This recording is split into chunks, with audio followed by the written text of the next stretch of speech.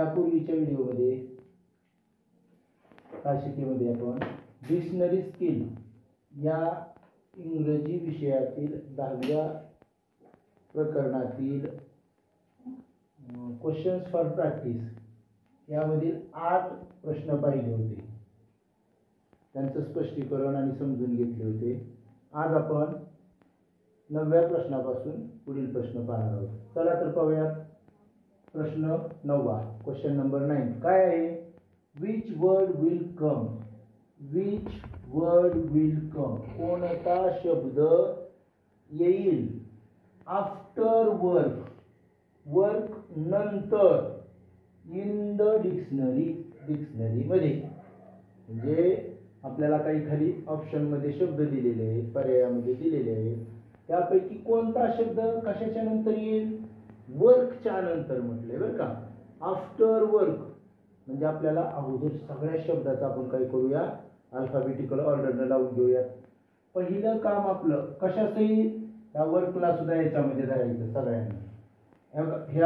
हा नसलेला शब्द सुद्धा मी इथं वर्क लिहितो, म्हणजे आपल्याला ह्या सगळ्या शब्दांचा अल्फाबेटिकल ऑर्डर. कधी पण आफ्टर बिफोर विचारला का तो शब्द घ्यायचा, म्हणजे आपलं चुकत नाही. मग आता बघूयात एबीसीडी मध्ये बघा, हे 5 अक्षर जर पाहिले आपण, म्हणजे 5 जे शब्द आहेत ते पाहिले तर लक्षात येईल या शब्दाची सुरुवात व्ही, या शब्दाची वाय, या शब्दाची यू, या शब्दाची डब्ल्यू आणि या शब्दाची डब्ल्यू. मग आता एबीसीडी मध्ये अल्फाबेटिकली कोणता अक्षर पहिल्यांदा येतं? तर बघा कोणतं येत असेल? You, V, W, x, Y, Z. बघा यू, व्ही, डब्ल्यू, एक्स, नंतर वाय आणि नंतर इथं लिहून दाखवू का? You, V, W, x, Y आणि झेड.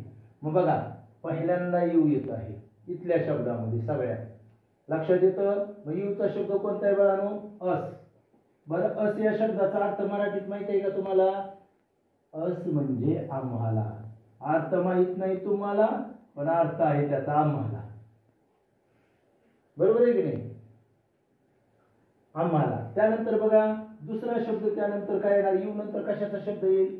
नक्कीच व्हीचाच येणार आहे. व्हीचा कोणता शब्द आहे? व्हेरी. व्हेरी म्हणजे काय बाळांनो? खूप, जास्त, भरपूर. लय मोठं म्हणजे काय? लई. ते पण लई सुद्धा शब्द मराठीतला माहित असला पाहिजे आपल्याला. आता त्यानंतर व्हीचा तर शब्द झाला, नंतर डब्ल्यू चे शब्द येणार आहेत. बरोबर. पण इथं आपली अडचण अशी आहे की डब्ल्यू चे 2 आहेत. हा पण आहे, हा पण आहे. मग त्या दोघांमध्येच बघायचं, इकडचा सोडून द्या. 1 नंबरला तर आपला काय आलाय तुम्हाला माहित आहे? हा 1 नंबरला आला, हा दुसऱ्या नंबरला आला. आता तिसऱ्यासाठी पाहतो, दोन्हीकडे डब्ल्यू डब्ल्यू आहे. दुसरा अक्षर बघा ओ ओ, दुसरं पण अक्षर दोन्ही शब्दांमध्ये सेम आहे. मग आपल्याला लगेच तिसऱ्या अक्षराकडे जावं लागेल. आर आर, तिसरं पण अक्षर सारखं आहे. पुढचं अक्षर पाहूयात. इथं आहे डी आणि इथं आहे ए. आता कोणतं येणार आहे? डी. म्हणजे आता नंबर आला 3. मी लिहून टाकतो इथं word, W O R D, 3. लगेच चौथा काय येणार आहे? W O R K, word. बरोबर. नाही तर 4 नंबर राहिला कोणता 5व्या नंबरला? मग आपल्याला तर एकच शब्द राहिला आता, इयर राहिला. वाय ने, वायचा वाय सुरू होणार Y E A R, year. हे झालं आपलं अल्फाबेटिकली मांडून. सर्वप्रथम अस, व्हेरी, वर्ड, वर्क आणि इयर. शब्दाच्या अर्थ लिहिण्याची आवश्यकता नाही, याचा फक्त लिहिला, कारण बऱ्याच वेळा चुकतात म्हणून ते. आता बघा आपल्याला विचारलंय which word will come after work, work नंतर, वर्कच्या नंतर कोणता शब्द येईल? तर कोणता आला रे वर्क नंतर? कोणता आला? इयर. आणि इयर कुठे आहे आपल्या ऑप्शन मध्ये? Option number 2. म्हणून आपलं उत्तर येणार आहे ऑप्शन नंबर 2. काय अडचण आहे का प्रश्नामध्ये? कोणाची काय अडचण? आफ्टर म्हणलं का? आणि जर बिफोर वर्क म्हणलं असतं तर काय उत्तर आलं असतं आपलं? वर्ड आलं असतं, आहे की नाही? मग ह्या गोष्टी लक्षात घ्या. म्हणजे एक गोष्ट तुम्ही शिकणार आहे त्या प्रश्नातून, जर तुम्हाला आफ्टर बिफोर काय पण विचारलं कुठल्याही शब्दाच्या, तर तुम्ही त्याला धरून अल्फाबेटिकल मांडा, तुमचं उत्तर तयार असेल. यानंतर आपण पाहूया पुढचा प्रश्न. प्रश्न क्रमांक 10, क्वेश्चन नंबर 10. काय आहे बघा प्रश्न. Where will you look up. Where will you look up. तुम्ही कोठे पाहू शकाल. काय. द वर्ड विथ पी म्हणजे पी ने सुरुवात होणारे शब्द किंवा पी चे शब्द. तुम्ही कोठे पाहू शकाल. पी चे शब्द इन द डिक्शनरी. डिक्शनरी मध्ये तुम्ही पी चे शब्द कोठे पाहू शकाल. कोठे पाहू शकाल म्हणजे तुम्ही म्हणाला असतील तिथे पाहू शकाल, तसं नाही. इथं ऑप्शन दिलेत आपल्याला, आहे की नाही. तर काय बघावं लागेल. आता यांनी देताना शब्द वगैरे नाही, लेटर दिले. इथं ओ, इथं ओ, इथं क्यू आणि इथं आर. म्हणजे आपल्याला कोठे पाहू शकाल म्हटलंय. कोणकोणते लेटर्स आहेत बघा तिथं. हे बघा इथं ओ एक दिलंय, समजून घ्या अगोदर. ओ लेटर दिलेलं आहे. इथं पण ओच आहे, मग डबल घ्यायची गरज नाही. इथं क्यू आहे, क्यू लिहितो. आणि इथं आर आहे, हे आर पण लिहितो. आणि वर आहे की पी चे शब्द कुठे पाहू शकाल म्हटलं हे, म्हणून हे पी पण घे. आता याचा अल्फाबेटिकल लावायचं. याचा हे जे आपल्याला लेटर्स दिलेले आहेत त्या सर्व लेटर्सचं अल्फाबेटिकल लावून घेऊया. पहिल्यांदा कोणता असतो बघा एबीसीडी मध्ये. A B C D E F G H I J K L M N O. म्हणून पहिल्या नंबरला अल्फाबेटिकल लावताना ओ. ओ झाल्यानंतर पी, त्यानंतर क्यू आणि त्यानंतर आर. हे आपलं अल्फाबेटिकल लावले आपण. कसे लावले हे. अल्फाबेटिकल म्हणजे आपण हे शब्द अल्फाबेटिकल अरेंज केले. आता मात्र आपल्याला प्रश्नाचं उत्तर सापडू शकतो. काय म्हटलंय. Where will you look up the word with P. P चे शब्द आपण डिक्शनरी मध्ये कुठे पाहाल. तर बघा आता पी चे शब्द हे पाहिजे. म्हणजे आता बघूयात ऑप्शन मध्ये काय पाहिजे आपल्याला. आफ्टर ओ तर पाहिजे, नाहीतर काय पाहिजे. बिफोर क्यू तर पाहिजे, नाहीतर काय पाहिजे. बिटवीन ओ अँड क्यू पाहिजे. मग आपण बघूयात पर्यायाकडे. आपल्याला पर्यायाकडे बघितल्यानंतर आपल्याला लक्षात येईल की आफ्टर ओ पहिल्यांदाच आहे की नाही. आफ्टर ओ पी चे शब्द कुठे असतील. सर्व अगोदर ओ चे शब्द येणार आहेत. ओचे ओ ने सुरू होणारे किंवा ओ अक्षरा ओ लेटरचे सर्व शब्द झाल्यानंतर कोणते येतील. पी चे. म्हणजे आफ्टर ओ. पुढे बघण्याची गरजच नाही आपल्याला ऑप्शन. म्हणून पर्याय क्रमांक 1 हे आपलं उत्तर आहे. आलं का लक्षात. हे दोन प्रश्न तर समजले असतील. ओके. चला यानंतर पाहूयात पुढील प्रश्न. प्रश्न क्रमांक 11. 11th question. काय question. Choose the following alternative to complete the following word chain of alphabetical order. 2023च्या परीक्षेमध्ये आलेला हा प्रश्न आहे. काय सांगितलंय. चूज द करेक्ट अल्टरनेटिव्ह म्हणजे योग्य पर्याय निवडा. कशासाठी. To complete the following word chain. खालील शब्द साखळी पूर्ण करण्यासाठी. कशी पण. ऑफ अल्फाबेटिकल ऑर्डर म्हणजे अल्फाबेटिकल ऑर्डरनं पूर्ण करण्यासाठी आपल्याला कोणता शब्द येईल ते पाहायचंय. बघूया. आपल्याला दिलेला आहे पॅन. पी आहे, पी आहे आणि शेवटी पण पी आहे बघा.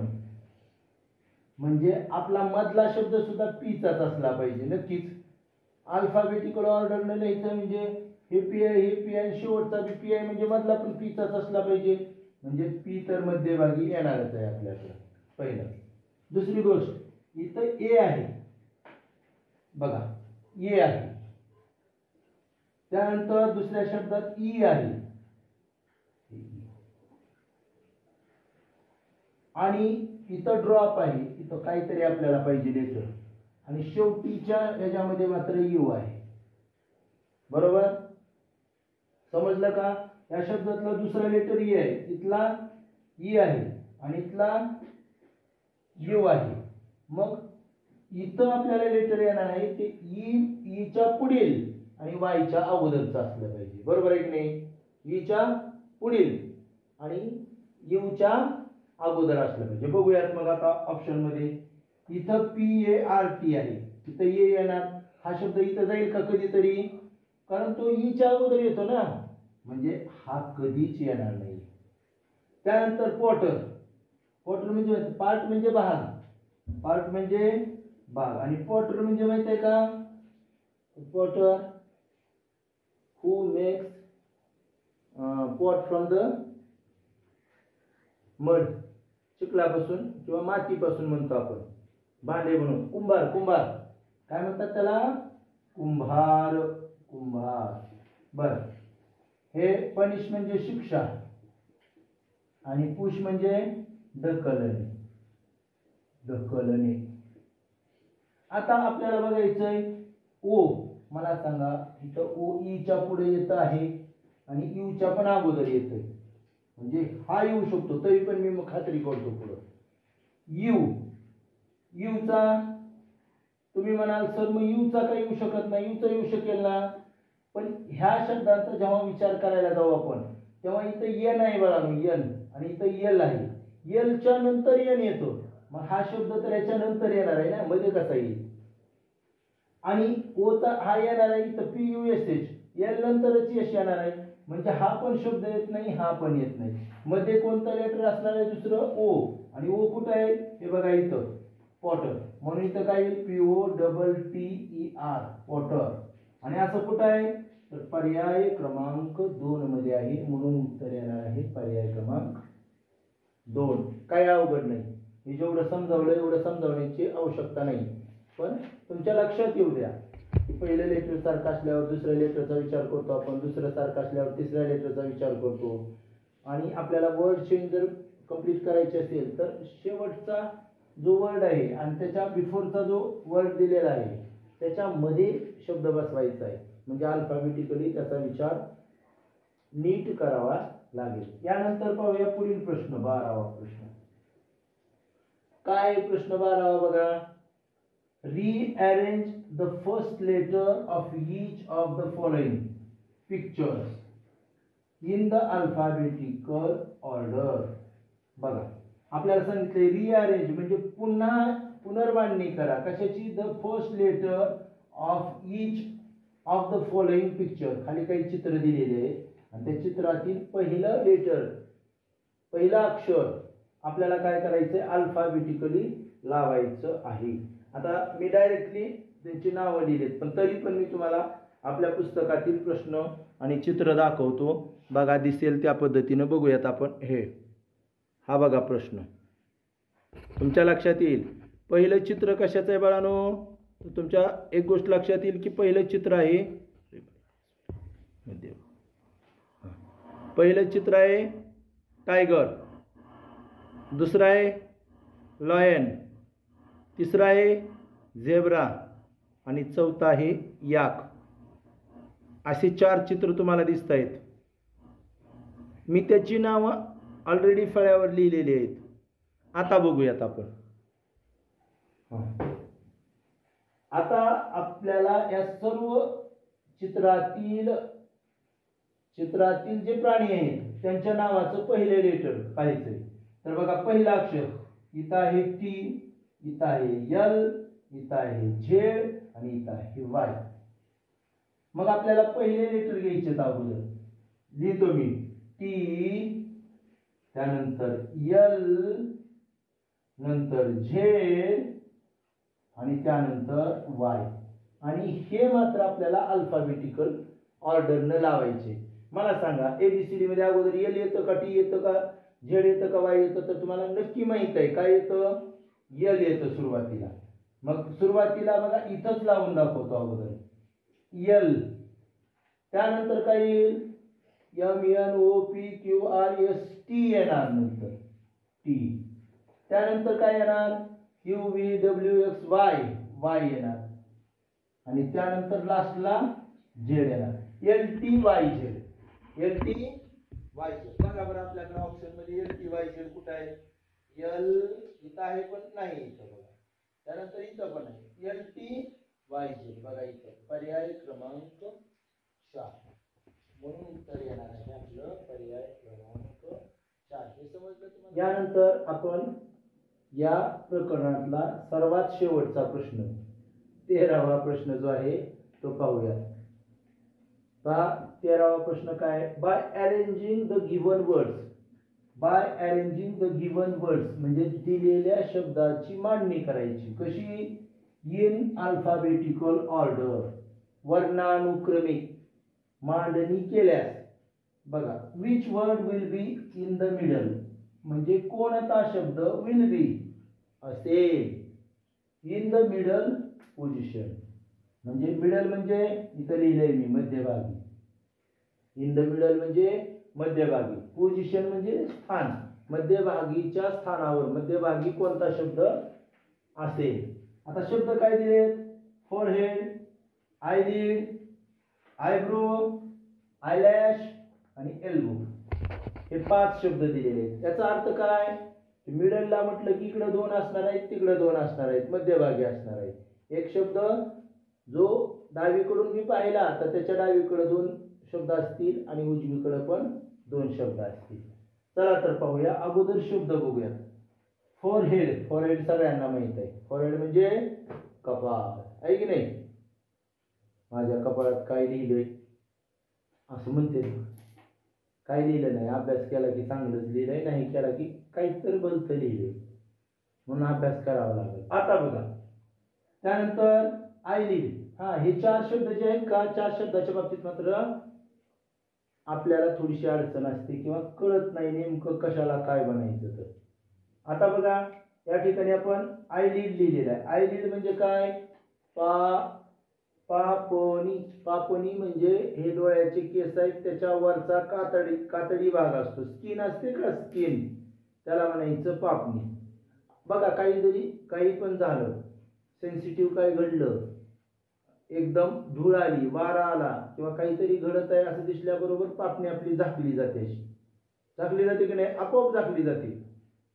ते आपल्या डोळ्याचं बघा मध्ये आणखी एक डोळ्याचा भाग असतो आयबॉल. आयबॉल म्हणजे मधलं बुबुळ असतं का नाही, ते काळं काळं काळं काळं. इथे दिला नाही समजा पण माहीत असावं असेल आपल्याला. आयबॉल पण असतं. ते आयबॉल अतिशय महत्वाचं असतं आपल्यासाठी. त्यानंच आपण त्या अवयवानं डोळ्यातील आयबॉलने म्हणजेच ते बुबुळ, त्या बुबुळाच्या सहाय्यानं आपण सर्व पाहू शकत असतो आणि त्याचं संरक्षण हे आयलिड करत असते म्हणजे पापणी. आयब्रो. आयब्रो माहिती आहे तुम्हाला. आयब्रो म्हणजे काय? तर भुवई आहे की नाही? मुलींना चांगलं माहित आहे. थ्रेडिंग फिडिंग काय काय काय काय असते त्यामुळे त्यांना छान माहित आहे आयब्रो म्हणजे काय. मग भुवई वरचे केस आपल्या डोळ्याच्या वर भुवईची. भुवई केस म्हणून नाही, भुवई. त्यानंतर आयब्रो झालं आयलॅश. आयलॅश म्हणजे केस, हे पापणीचे असे केस आहे की नाही? तुम्हाला माहित नाही पण आमच्या लहानपणी काय करत होते, एखादा जर काटा जर घुसला पायामध्ये तर पापणीचा केस काढायचे आणि तो काटा काढल्यानंतर तो चोर का पोलीस खेळत होते. त्याला चिटकला की चोर, नाही चिकटला की पोलीस. सगळेच काठी चिटकत असते त्या केसाला आणि चोर आहे म्हणायचं म्हणजे आपल्या पायात घुसलाय चोर आहे की नाही? ते केस जे असतात त्याला म्हणायचं आय लॅश म्हणजे पापणीचे केस. आणि त्यानंतर आहे एल्बो. एल्बो मात्र सगळ्या हाताचा कोपरा. पायाला सुद्धा असतो तो भाग सांध्याचा, त्याला मात्र आपण नी म्हणतो, गुडघा म्हणतो. हाताचा एल्बो असतो. एल्बो इम्पॉर्टंट पार्ट आहे एल्बो सुद्धा. आणि हे माहीत असणं गरजेचं आहे. खरं पाहता आपल्याला या शब्दांच्या अर्थाचा काही या परीक्षेत या प्रश्नामध्ये किंवा हे प्रश्न सोडवताना अर्थ माहीत असेल तरी पण चालतं, नसेल तरी पण चालतं, पण माहीत असणं गरजेचं आहे. आपण प्रश्न आता काय करूयात, हे सर्व जे शब्द आहेत ते शब्द काय करूया, अल्फाबेटिकल अरेंज करूया. तर पहिला शब्द बघा फॉरहेड. एफ न सुरुवात झालेली आहे. आयलिडची इन, आयब्रोची सुद्धा इन, आयलॅशची पण इन आणि एल्बोची सुद्धा या सर्व शब्दांची, या 4 शब्दांची सुरुवात ई या लेटरनं झालेली आहे आणि फॉरेनची मात्र एफ. मग ABCD लिहित असताना आपल्याला माहित आहे ABCD ई अगोदर येतं आणि नंतर एफ येतं. म्हणजे ई चे शब्द अगोदर येणार आहेत आणि हा फॉरेन हा शब्द सगळ्यात शेवटी येणार आहे. पाहूयात मग आता यांच्यापैकी कोणता शब्द अगोदर येतो. तिन्हीत पण चारही शब्दामध्ये आय आय आय, 3 शब्दामध्ये आय आहे. मग इथं मात्र मी असं नाही करायला पाहिजे. एक एक मला वाटलं चारही पण शब्दामध्ये काय आहे, आय आहे. पण इथं कुठं आहे? म्हणजे आपल्याला दुसरं लेटर पाहावं लागेल. इथं वाय आहे, इथं पण वाय आहे, इथं पण वाय आहे. पण इथं काय आहे रे बाळांनो, यल आहे की नाही? मग यलच अगोदर येतं ना. मग याचा नंबर आला 1. फर्स्ट पहिला नंबर आला बाबा यल बोलता, ELBOW. आता या तिन्ही मध्येच नंबर येणार आहे. आता तिन्हीत पण EYE आणि EYE आहे. आता चौथं लेटर पाहूया. याच्याकडे आहे यल, या शब्दामध्ये यल आहे, या शब्दामध्ये बी आहे आणि या शब्दामध्ये यल आहे. मग आपल्याला सगळ्यांना माहित आहे काय येतं अगोदर, बी येतं ना ABCD मध्ये. मग काय येणार नंबर 2, आयब्रो, EYEBROW,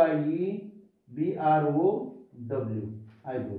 त्यानंतर या दोन्ही शब्दामध्ये पाहूया, एल आहे, इथं पण एल आहे. मग त्याच्या पुढचं लेटर 5वं बघूया, आय आणि या ठिकाणी ए आहे. मग ए अगोदर येतं म्हणून आपल्याला आय लॅश हा शब्द 3ऱ्या नंबरला येईल.